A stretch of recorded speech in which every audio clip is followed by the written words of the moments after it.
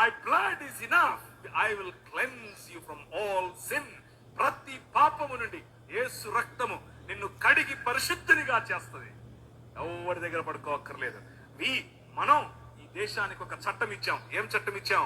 1819లో. ఇదంతా నేను సుత్తి కొడుతున్నా అనుకున్నారా? చట్టం ఇది. ఒక్కసారి చరిత్ర తిరిగేయండి. ఇదంతా నీ రాజు చేశాడు ఈ దేశానికి. నీ రాజు తీసుకొచ్చాడు. నల్లట్ట పుస్తకం మోసుకొచ్చిన వాళ్ళు కష్టపడి బిల్లులు వేసి రిట్ పిటిషన్లు వేసి నిలబడి కొట్లాడి నీకు ఇచ్చిన హక్కిది. That is the kingdom of God. No discrimination, right to sit, abolishing child marriages. ఇలా చెప్పుకుంటూ పోతే ఎన్ని చట్టాలు చేశాం మనం. రైలు మనది, పోస్ట్ ఆఫీస్ మనది, ఐఏఎస్ తెచ్చింది మనం, ఐపీఎస్ తెచ్చింది మనం. తెలుగు భాషను మ్లేచ్ఛ భాష అన్నారు.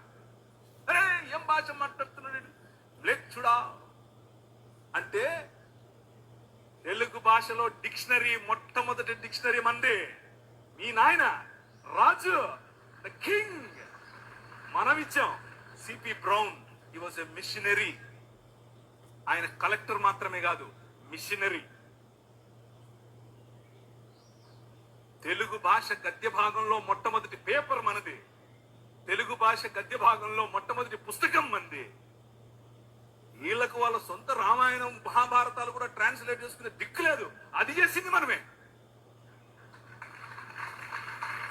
నిజం చెప్తున్నాను, నేను అబద్ధం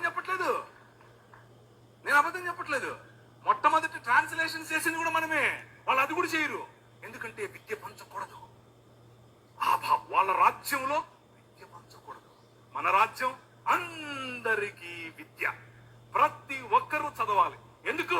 ఇదివే నల్లట్ట పుస్తకం కూడా చదవాలి. అర్థమవుతుందా?